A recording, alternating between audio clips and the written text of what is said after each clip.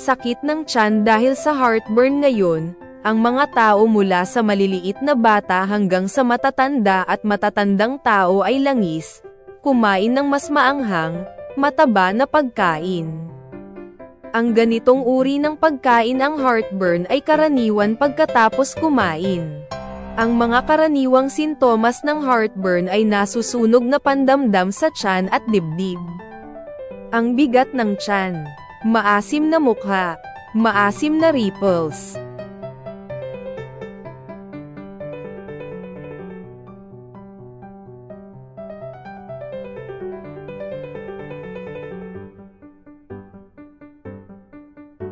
Kapag lumitaw ang mga ganitong sintomas, kadalasan ay tayo mismo huwag uminom ng antacids. Nagbibigay ito ng agarang lunas mula sa problema.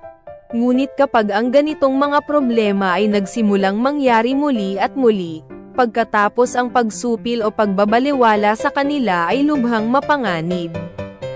Sa sistema ng pagtunaw, regular na labis na asid sa tiyan at iba pang mga isyu sa pagtunaw nagdudulot ng permanenteng pinsala sa organ. Kaya naman, heartburn at heartburn-like pain para sa paggamot. Dapat kaagad kumonsulta sa doktor ng gastroenterology.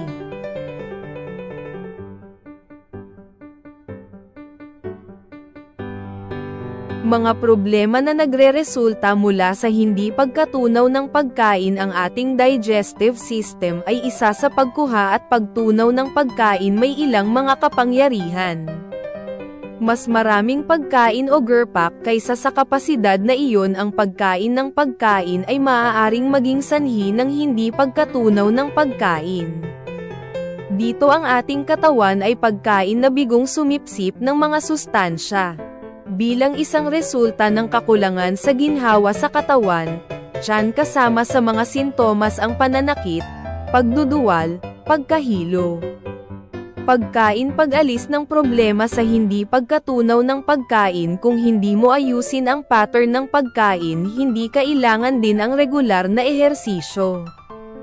Anuman sa digestive system, anumang sakit, impeksyon, sa bahagi ay maaaring magdulot ng hindi pagkatunaw ng pagkain.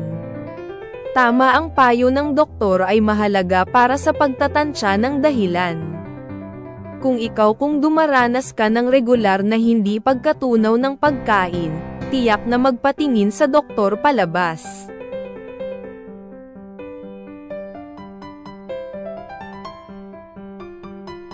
Pananakit ng tiyan dahil sa bacterial infection. Ang lactic acid bacteria sa ating digestive system at naglalaman ng bifidobacteria.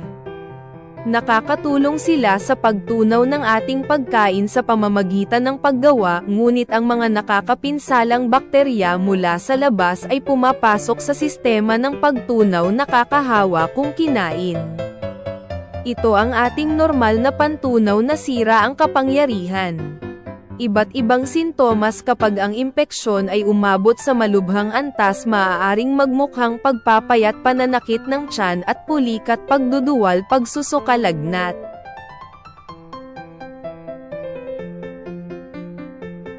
Antibiotics at ayon sa inireseta ng doktor sa mga naturang sakit, ang iba pang mga gamot ay dapat inumin. Madalas na pagtatae at pagsusuka kung bumababa ang supply ng tubig sa katawan. Sino ang pasyente sa kasong iyon? Napakahalaga ng regular na pag-inom ng tubig na asin at asukal, ORS. Bilang karagdagan sa bakterya, iba pang mga mikrobyo, tulad ng mga virus, fungi, at ang mga parasito ay maaaring maging sanhi ng mga impeksyon sa tiyan. Ang lahat ng ito ay mabilis din mahalaga ang paggamot ayon sa payo ng doktor.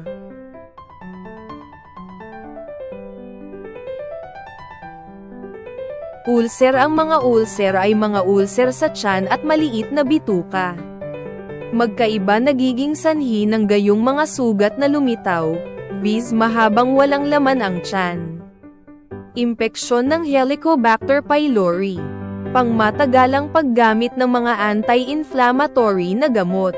Regular na kumakain ng mamantika.